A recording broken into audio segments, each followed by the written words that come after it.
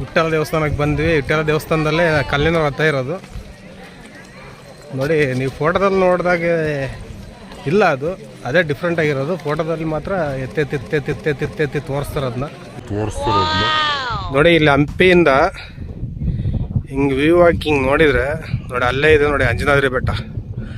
ಇಲ್ಲೊಂದು ದೇವಸ್ಥಾನ ಇದೆ, ಯಾರಂತ ಗೊತ್ತಿಲ್ಲ. ಅಯ್ಯೋ ಇನ್ನು ಮೇಲೆ ಹೋಗ್ತಾ ಭಾಳ ಇದಾಗರು, ಎಂಥ ದೇವಸ್ಥಾನಗಳಿದೆ ನೋಡಿ. ಅಯ್ಯೋ ಅಯ್ಯೋ ಅಯ್ಯೋ, ಇನ್ನು ಇದು ಒಂದಿನಕ್ಕೆ ನೋಡೋಕ್ಕಾಗಲ್ಲ, ಒಂದು ವಾರ ಇಲ್ಲೇ ಇರ್ಬೇಕಾಗುತ್ತಿದ್ದಲ್ಲ ನೋಡೋಕ್ಕೆ. ಇದು ಯಾವ ದೇವಸ್ಥಾನ? ಅಚ್ಚುತರ ದೇವಸ್ಥಾನ ಇದೆನಾ? ಅಲ್ಲಿ ಐತಿ. ಇದು ಯಾವ ದೇವಸ್ಥಾನ? ಇಲ್ಲ, ಅಲ್ಲಿ ದೇವಸ್ಥಾನ ಇದೆ.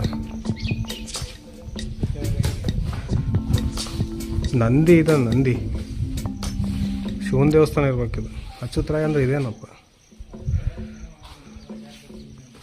ಅಲ್ಲಿದೆ ನೋಡಿ, ತುಂಗಾಭದ್ರಾ ನದಿ ಅಲ್ಲೇ ಹರಿತದೆ.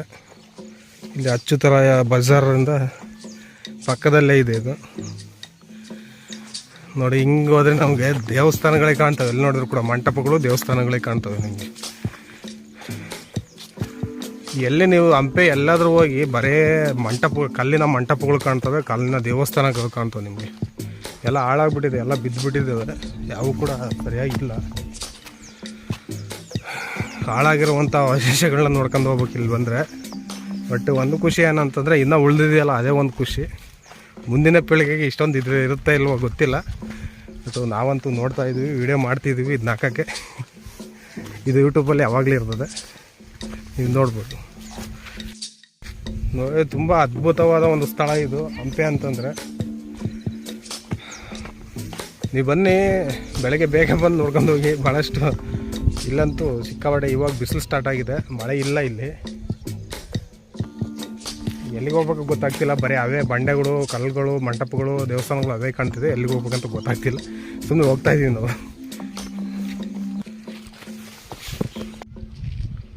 ನೋಡಿ. ಇಲ್ಲೊಂದು ಶಿವಾಲಯ ಇದೆ ನೋಡಿ, ಶಿವಾಲಯ. ಇಲ್ಲಿ ಶಿವಾಲಯಗಳು ಸಾಕಷ್ಟು ಶಿವನ ದೇವಸ್ಥಾನಗಳಿದೆ ಇಲ್ಲೆಲ್ಲ.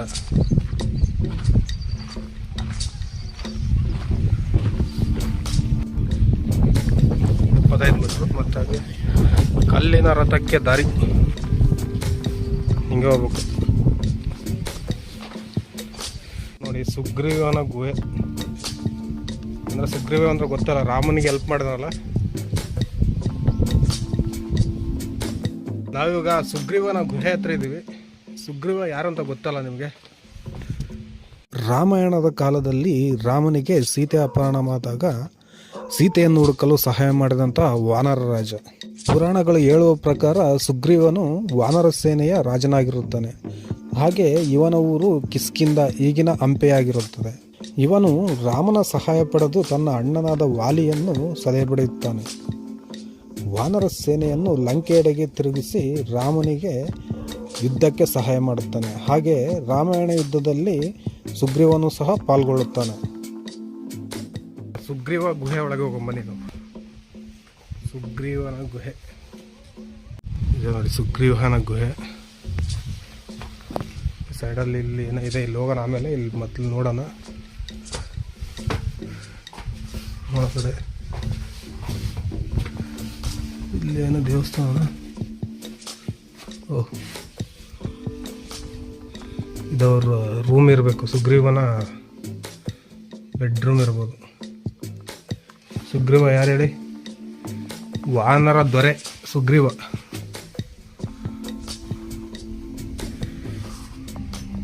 ರಾಮಾಯಣ ಕಾಲದಲ್ಲಿ ಸೀತೆ ಅಪಹರಣ ಮಾಡಿರ್ತಾನಲ್ಲ ರಾವಣ, ಆವಾಗ ಸೀತೆನ ಹುಡ್ಕೋಕೆ ಸುಗ್ರೀವ ಹೆಲ್ಪ್ ಮಾಡ್ತಾನೆ ರಾಮನಿಗೆ. ಒಂದು ಗುಹೆ ನೋಡಿ, ಜಾರುತ್ತಿಲ್ಲಿ ಹುಷಾರು. ಹಾಗೆ ಇಲ್ಲಿ ಚಿಕ್ಕದಾಗಿದ್ರೆ ನೋಡೋಣ.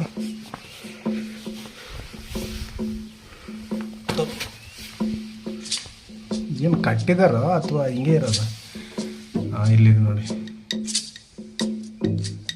ಯಾವ್ದು ರಾಮ ಸೀತಾ ಅದೆಲ್ಲ ಏನೋ ಕೆತ್ತನೆ ಮಾಡಿರ್ತಾರೆ, ಅದಿರಬೇಕಿತ್ತು. ಸುಗ್ರೀವನನ್ನು ವಾಲಿ ಗಡಿಪಾರು ಮಾಡಿರ್ತಾನೆ.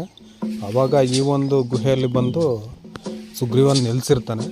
ಅದೇ ಈ ಒಂದು ಗುಹೆ ಅಂತ ಹೇಳ್ತಿದ್ದಾರೆ ನೋಡಿ. ಸುಗ್ರೀವ ಗುಹೆ ನಾವು ಹೋಗಿ ಬಂದ್ವಿ. ಚಿಕ್ಕದಾಗಿದೆ, ಚೊಕ್ಕದಾಗಿದೆ. ಇಲ್ಲೇ ಸುಗ್ರೀವ ಇಲ್ಲೇ ಇರ್ತಿದ್ದ ಅನಿಸುತ್ತೆ. ಅದು ಅಲ್ಲಿ ಬರ್ದಿರೋ ಪ್ರಕಾರ ಇಲ್ಲೇ ಸುಗ್ರೀವ ವಾಸವಾಗಿದ್ದ ಅನ್ಸುತ್ತೆ. ಮುಂದೆ ನೋಡೋ ಮುಂದೆ ಏನೇನು ಸಿಗುತ್ತೆ ನೋಡೋ. ನೋಡಿ ಇಲ್ಲಿ ಹಂಪಿಯಿಂದ ಹಿಂಗೆ ವ್ಯೂ ಹಾಕಿ ಹಿಂಗೆ ನೋಡಿದರೆ ನೋಡಿ ಅಲ್ಲೇ ಇದೆ ನೋಡಿ ಅಂಜನಾದ್ರಿ ಬೆಟ್ಟ.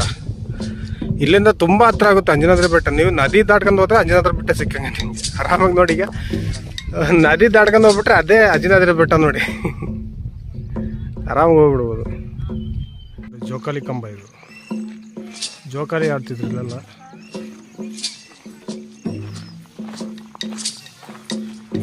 ಹಿಂಗೆ ಹೋಗ್ಬೇಕು ನಾವು. ಇನ್ನು ಕಲ್ಲಿನ ರಥ ನೋಡ್ಲಿಕ್ಕೆ ಹೋಗ್ತಾ ಇದೀವಿ ನಾವೀಗ. ಎಲ್ಲಿ ನೋಡಿದ್ರು ಕಲ್ಲಿನ ಮಂಟಪಗಳು, ಕಲ್ಲಿನ ದೇವಸ್ಥಾನಗಳು. ಈಗ ಹಂಪೆ ಸುತ್ತಮುತ್ತಲು ಬರೀ ಅವೇ ಸಿಗೋದು. ಶಿವನ ದೇವಸ್ಥಾನಗಳು ಭಾಳ ಸಿಗುತ್ತವೆ. ಇದು ನೋಡಿ, ಇದೇನು ಗೊತ್ತಾ, ಇದು ರಾಜರ ತುಲಾಭಾರ. ಅದು ಅಲ್ಲಿರೋದು. ಹಾಂ, ರಾಜರದು ತುಲಾಭಾರ ಮಾಡೋದು ಜೋಕಾಲಿ ಅಲ್ಲ ಅದು. ನೋಡಿ ಇಲ್ಲಿ ಗಾಡಿ ಸ್ಪೆಷಾಲಿಟೀಸ್ ಕೂಡ ಇದೆ. ನೀವು ಅಲ್ಲಿ ಟಿಕೆಟ್ ತಗೊಂಡಿದ್ರಲ್ಲಿ ಹೋಗ್ಬೋದು ನೀವು. ಈ ಗಾಡಿಯಲ್ಲಿ ಹೆಣ್ಮಕ್ಳೇ ಜಾಸ್ತಿ ಓಡಿಸ್ತಾರೆ ಗಾಡಿ. ಟಿಕೆಟ್ ತಗೋಬೇಕಲ್ಲ ಅಲ್ಲ, ಅವರು ಗಾಡೀಲಿ ಹೋಗೋರು ಮಾತ್ರ. ನೀವು ಇದರಲ್ಲಿ ಹೋಗ್ತೀರ ಅಂತಂದ್ರೆ ಟಿಕೆಟ್ ತಗೋಬೇಕು. ಅಲ್ವ ಟಿಕೆಟಿಗೆ ಎಷ್ಟೊಂದು ಸಾಲು ಕಟ್ಟಿ ನಿಂತ್ಕೊಂಡ್ರೆ ನೋಡ ಅದು ಹೋಗೋಕ್ಕೆ. ಎಲ್ಲೆಲ್ಲಿ ದೇವಸ್ಥಾನಗಳು ನೋಡಿ ನೀವು. ಮತ್ತೆ ಇಲ್ಲಿಂದ ನೀವು ನಡ್ಕೊಂಡು ಹೋಗ್ಬಾರ್ದು. ನೀವು ಏನಾದರೂ ವೆಹಿಕಲ್ ಹೋಗ್ಬೇಕಂತಂದ್ರೆ ಅಲ್ಲಿ ವೆಹಿಕಲ್ ಹೋಗ್ತವೆ ನೋಡಿ. ಇಲ್ಲಿ ಆ ವೆಹಿಕಲಲ್ಲಿ ನೀವು ಅಲ್ಲಿ ಟಿಕೆಟ್ ತೊಗೊಂಡು ಅದ್ರಲ್ಲಿ ಹತ್ಕೊಂಡು ಸೀದಾ ವಿರೂಪಾಕ್ಷ ಟೆಂಪಲ್ ಹತ್ರ ಹೋಗ್ಬೋದು. ನೀವು ಬಸ್ ಸ್ಟ್ಯಾಂಡ್ ಇದೆಯಲ್ಲ ಅಲ್ಲಿಗೆ ಹೋಗ್ಬೋದು ನೋಡಿ. ಇದೇ ವೆಹಿಕಲ್, ಇಂಥ ವೆಹಿಕಲ್ಗಳಲ್ಲಿ ನೋಡಿ. ಇದೇ ವೆಹಿಕಲಲ್ಲಿ ಹೋಗ್ಬೋದು.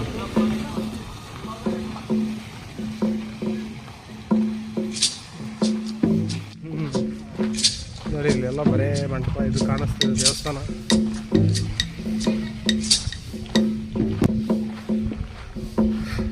ವಿಠ್ಠಲ ದೇವಸ್ಥಾನ ಇದು.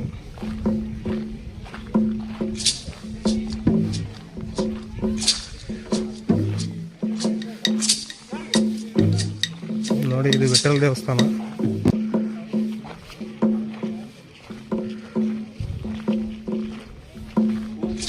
ಟಿಕೆಟ್ ತಗೋಬೇಕು ಇಲ್ಲಿ. ನೋಡಿ ಕಲ್ಲಿನ ರಥ ಅಥವಾ ವಿಠ್ಠಲ ದೇವಸ್ಥಾನ ನೋಡೋಕೆ ನಿಮಗೆ 40 ರೂಪಾಯಿ ಟಿಕೆಟ್ ಇರುತ್ತೆ. ಇಲ್ಲಿದೆ ನೋಡಿ. ಮತ್ತು ಹಾಗೆ ಅಲ್ಲಿ ನೋಡಿ ಅಲ್ಲೇ ಟಿಕೆಟ್ ಕೌಂಟ್ರದೆ, ನೀವು ತಗೋಬೋದು ಅಲ್ಲಿ ಹೋಗಿ. ಇಲ್ಲಿ ದೇವಸ್ಥಾನದ ಮುಂದೆನೇ ಇದೆ. 40 ರೂಪಾಯಿ ಒಬ್ಬರಿಗೆ ಟಿಕೆಟು ಪಂಚಾಯಿತು. ಇವಾಗ ಹೋಗಿ ನೋಡೋದೇ ನಾವು. ನೋಡಿ ಇದೆ ವಿಠ್ಠಲ ದೇವಸ್ಥಾನ ಇದು. ವಿಠ್ಠಲ ದೇವಸ್ಥಾನಕ್ಕೆ ಬಂದ್ವಿ. ವಿಠ್ಠಲ ದೇವಸ್ಥಾನದಲ್ಲೇ ಕಲ್ಲಿನ ರಥ ಇರೋದು ನೋಡಿ. ನೀವು ಫೋಟೋದಲ್ಲಿ ನೋಡಿದಾಗ ಇಲ್ಲ, ಅದು ಅದೇ ಡಿಫ್ರೆಂಟ್ ಆಗಿರೋದು. ಫೋಟೋದಲ್ಲಿ ಮಾತ್ರ ಎತ್ತಿ ತೋರಿಸ್ತಾರೆ ಅದನ್ನ ಇರೋದು ನೋಡಿ. ಇವಾಗ ತೋರಿಸ್ತಾರೆ. ವಿಠ್ಠಲ ದೇವಸ್ಥಾನದ ಕಲ್ಲಿನ ರಥಕ್ಕೆ ನಿಮಗೆಲ್ಲರೂ ಸ್ವಾಗತ. ನನ್ನ ಹಿಂದೆ ಇರೋದೇ ನೋಡಿ, ಅದೇ ಕಲ್ಲಿನ ರಥ.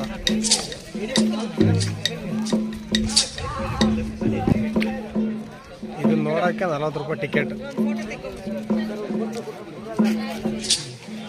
ನೋಡಿ. ಕಲ್ಲಿನ ರಥ ಕಲ್ಲಿನಾಗಿಲ್ಲ, ವಿಠ್ಠಲ ದೇವಸ್ಥಾನದ ಕಲ್ಲಿನ ರಥ.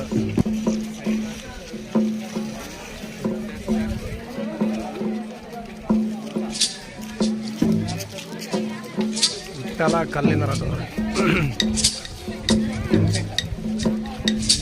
ಎಲ್ಲ ಹಾಳಾಗೂ ಇರ್ತದೆ ನೋಡಿ. ಆಣ ಸೊಂಡ್ಲೆಲ್ಲ ಹೊಡೆದು ಬಿಟ್ಟಿರೋದು ನೋಡಿ.